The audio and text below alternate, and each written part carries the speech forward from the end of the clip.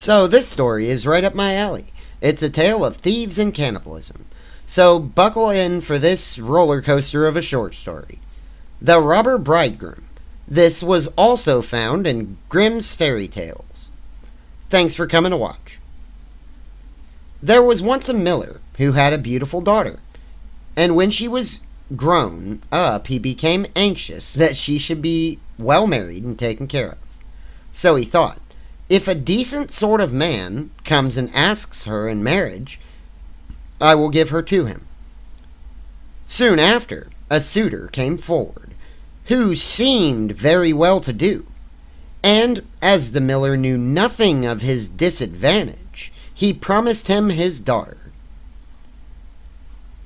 But the girl did not seem to love him as a bride should love her bridegroom.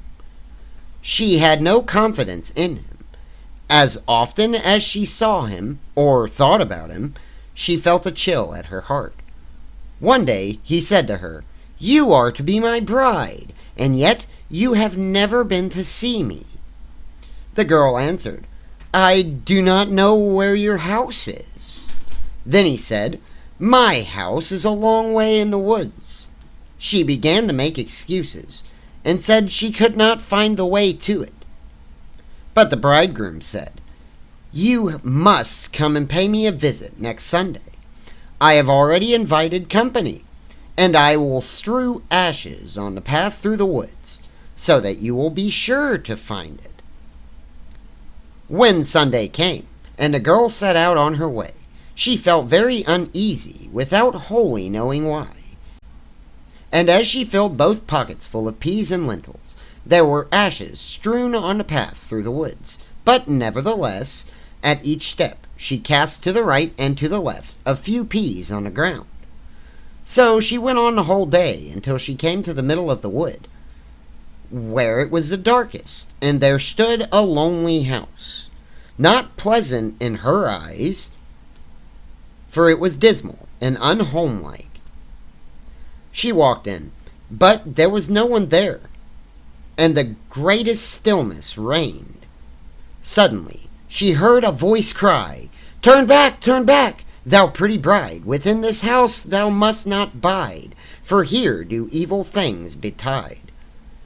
The girl glanced round and perceived that the voice came from a bird who was hanging in a cage by the wall, and again it cried, turn back, thou pretty bride, within this house thou must not bide, for here do evil things betide." Then the pretty bride went on from one room into another, through the whole house, but it was quite empty, and no soul to be found in it. At last she reached the cellar, and there sat a very old woman, nodding her head. "Can you tell me," said the bride, "if my bridegroom lives here?" "Oh, poor child," answered the old woman, "do you know what has happened to you? You are in a place of cutthroats. You thought you were a bride, and soon to be married, but death will be your spouse. Look here, I have a great kettle of water to set on, and when once they have you in their power, they will cut you into pieces without mercy, cook you and eat you, for they are cannibals, unless I have pity on you and save you. All is over with you." Then the old woman hid her behind a great cask, where she could not be seen, but as still as a mouse, said she, "Do not move or go away, or else you are lost. At night, when the robbers are asleep, we will escape. I have been waiting a long time for an opportunity." No sooner was it settled than the wicked gang entered the house. They brought another young woman with them, dragging her along. And they were drunk, and would not listen to her cries and groans. They gave her wine to drink, 3 glasses full, one of white, one of red, and one of yellow. And then they cut her in pieces, the poor bride all the while shaking and trembling, when she saw what a fate the robbers had intended for her. One of them noticed on the little finger of their victim a golden ring, and as he could not draw it off easily, he took an axe and chopped it off. But the finger jumped away and fell behind the cask on the bride's lap.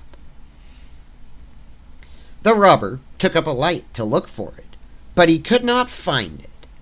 Then said one to the other, "Have you looked behind the great cask?" But the old woman cried, "Come to supper and leave off looking till tomorrow.